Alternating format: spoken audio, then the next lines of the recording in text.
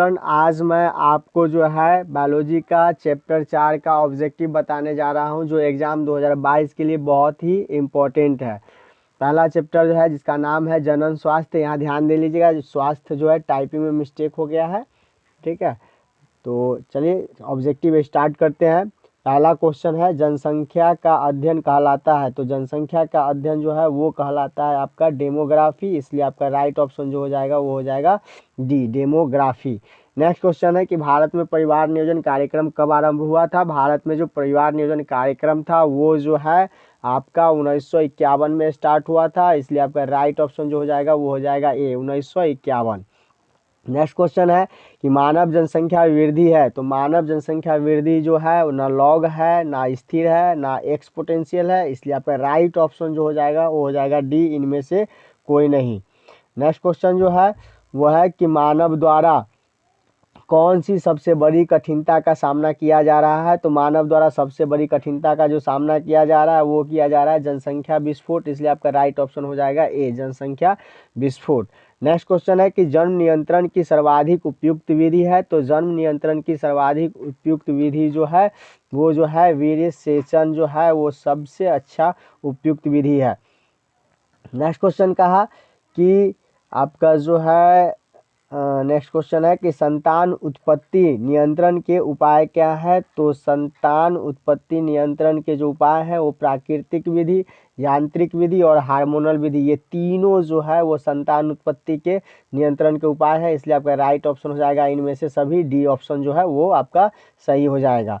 Next question कहा कि निम्न में से कौन सी जन्म नियंत्रण युक्ति स्त्री द्वारा प्रयोग नहीं की जाती है। तो कॉपर टी जो है वो जन्म नियंत्रण युक्ति के रूप में प्रयोग नहीं की जाती है। महिलाएं जो है इसका उपयोग जो करती हैं वो करती हैं बच्चे में अंतराल रखने के लिए, तो इसलिए आपका राइट ऑप्शन जो हो जाएगा वो हो जाएगा सी। नेक्स्ट क्वेश्चन जो है वह है कि जन्म पूर्व भ्रूण को जांचने की विधि कहलाता है। तो जन्म से पहले बच्चे को गर्भ में लिंग की जांच जो किया जाता है कि बच्चा लड़का है या लड़की है, इस विधि को कहा जाता है एमनियोसेंटेसिस, एमनियोसेंटेसिस, इसलिए आपका राइट ऑप्शन जो हो जाएगा वो हो जाएगा बी। नेक्स्ट क्वेश्चन कहा कि कौन सी तकनीक पुरुष से संबंधित है। तो कौन सी तकनीकी जो है पुरुष से संबंधित है। तो वासेक्टोमी जो है वो पुरुष से संबंधित है, इसलिए आपका राइट ऑप्शन हो जाएगा सी, वासेक्टोमी। नेक्स्ट क्वेश्चन जो है कहा कि कॉपर टी रोकती है। तो कॉपर टी क्या रोकती है। तो कॉपर टी जो है वो अंड निषेचन को रोकती है, इसलिए आपका राइट ऑप्शन जो हो जाएगा वो हो जाएगा बी, अंड निषेचन को रोकती है। नेक्स्ट क्वेश्चन हो गया कि प्रथम मानव जनसंख्या का कारण हुआ। तो प्रथम मानव जनसंख्या का कारण जो था वो कृषि था, इसलिए आपका राइट ऑप्शन ये हो जाएगा। यहाँ पे कृषि में टाइपिंग में मिस्टेक हो गया, ध्यान दे लीजिएगा, कृषि जो है वो इस तरीके से लिखा जाएगा। नेक्स्ट क्वेश्चन जो है कि मादा में गर्भ निरोधक किसे रोकती है। तो मादा में गर्भ निरोधक जो है अंडोत्सर्ग को। नेक्स्ट क्वेश्चन है कि जन्म नियंत्रण की एक विधि है। तो जन्म नियंत्रण की जो विधि है वो IUDS है, इसलिए आपका राइट ऑप्शन जो है वो हो जाएगा ए, IUDS। IUDS जो है वो जन्म नियंत्रण की एक विधि है। नेक्स्ट क्वेश्चन कहा कि जनसंख्या अधिक होने से होता है। तो जनसंख्या अधिक होने से जो है प्रति व्यक्ति आयु की कमी हो जाती है, इसलिए आपका राइट ऑप्शन जो है वो हो जाएगा ए।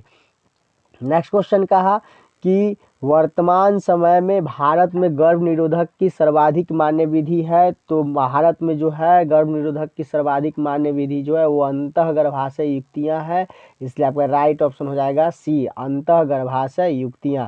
नेक्स्ट क्वेश्चन कहा कि गर्भाशय में कॉपर टी के एक प्रभावी एवं अंतः गर्भाशय युक्ति होने का मुख्य कारण क्या है। तो कॉपर टी के प्रभावी एवं मुख्य गर्भाशय युक्ति होने का कारण जो है वह शुक्राणु की निषेचन क्षमता में कमी करता है। उसके बाद ये क्या है कि कॉपर का आयन मोचित करता है, जिसके कारण जो है शुक्राणु को यह खा जाता है, खत्म कर देता है। नेक्स्ट जो है शुक्राणुओं की गतिशीलता में कमी, ये तीनों जो है वो कॉपर टी करती है, इसलिए आपका राइट ऑप्शन जो हो जाएगा वो हो जाएगा डी।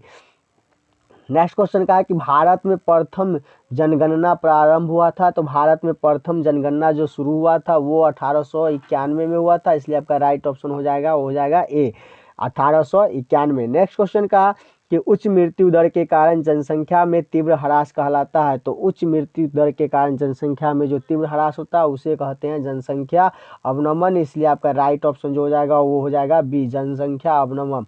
नेक्स्ट क्वेश्चन कहा कि एमनियोसेंटेसिस क्या एक प्रक्रिया है। तो एमनियोसेंटेसिस जो है इस प्रक्रिया के द्वारा जो है हम बच्चे को गर्भ में जांचते हैं और उसमें उसका लिंग जांचते हैं कि बच्चा जो है पेट में जो पल रहा है वो बच्चा लड़का है या लड़की है। इसके जांचने के लिए जिस प्रक्रिया का उपयोग करते हैं उस प्रक्रिया को हम जो है एमनियोसेंटेसिस कहते हैं। तो यहाँ पे आपका जो राइट ऑप्शन हो जाएगा वो ये हो जाएगा कि भ्रूण में आनुवंशिक विकार ज्ञात करने के लिए जो है हम एमनियोसेंटेसिस प्रक्रिया का उपयोग करते हैं, इसलिए आपका राइट ऑप्शन हो जाएगा सी।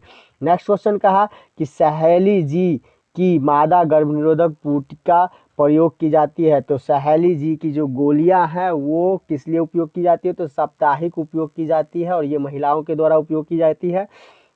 नेक्स्ट क्वेश्चन जो है वो है आपका कि RU 486 दवा का प्रयोग किया जाता है। तो RU 486 दवा का जो प्रयोग किया जाता है वो किया जाता है गर्भपात कारक के रूप में। गर्भपात का मतलब हुआ कि बच्चे को जन्म से पहले ही गर्भ से बाहर निकालने के लिए जो किया जाता है प्रक्रिया उसी को हम गर्भपात कहते हैं। तो RU 486 दवा जो है इससे जो है हम इस गर्भपात के रूप में इसका उपयोग करते हैं।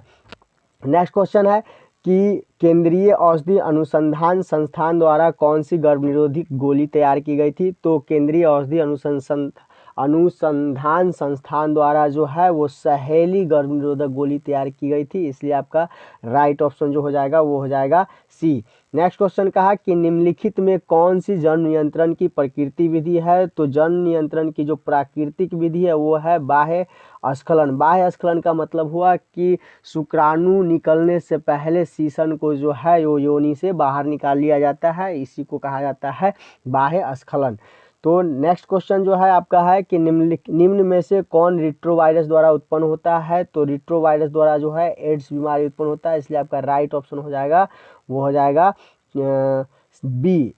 नेक्स्ट क्वेश्चन कहा कि जनसंख्या पर निबंध लिखा गया था। तो जनसंख्या पर जो निबंध लिखा गया था वो माल्थस द्वारा लिखा गया था, इसलिए आपका राइट ऑप्शन जो हो जाएगा वो हो जाएगा सी, माल्थस के द्वारा। नेक्स्ट क्वेश्चन कहा कि मानव जनसंख्या वृद्धि को नियंत्रित करने के लिए चिकित्सीय विधि द्वारा वृषणों को हटाया जाना कहलाता है। तो वृषण को हटाना जो है वो बंध्याकरण कहलाता है, इसलिए आपका राइट ऑप्शन जो हो जाएगा वो हो जाएगा ए।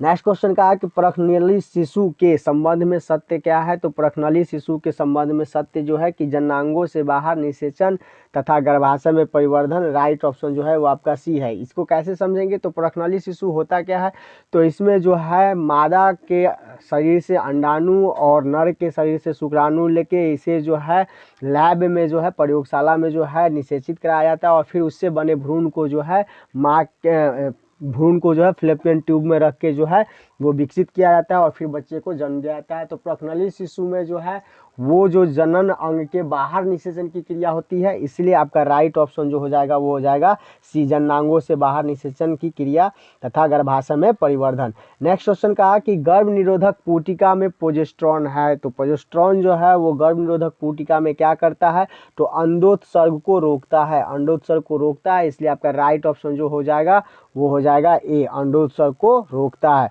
नेक्स्ट क्वेश्चन कहा कि स्तनपान अनावर्त संबंधित है। तो स्तनपान अनावर्त संबंधित जो है वह यौन संचारित रोग से संबंधित है, इसलिए आपका राइट ऑप्शन जो हो जाएगा वो हो जाएगा डी।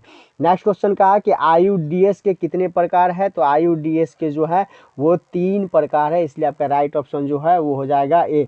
इस प्रकार से आपका जो है चैप्टर 4 का जनन स्वास्थ्य जो चैप्टर है उसका सारे ऑब्जेक्टिव मैंने क्लियर करा दिया है। ये सारे ऑब्जेक्टिव जो है एग्ज़ाम 2022 इंपॉर्टेंट है, यदि आप इसको कंप्लीट कर लेते हैं तो आप एग्ज़ाम में 95 प्लस ला सकते हैं। आज की क्लास में बस इतना ही, मिलते हैं नेक्स्ट क्लास में।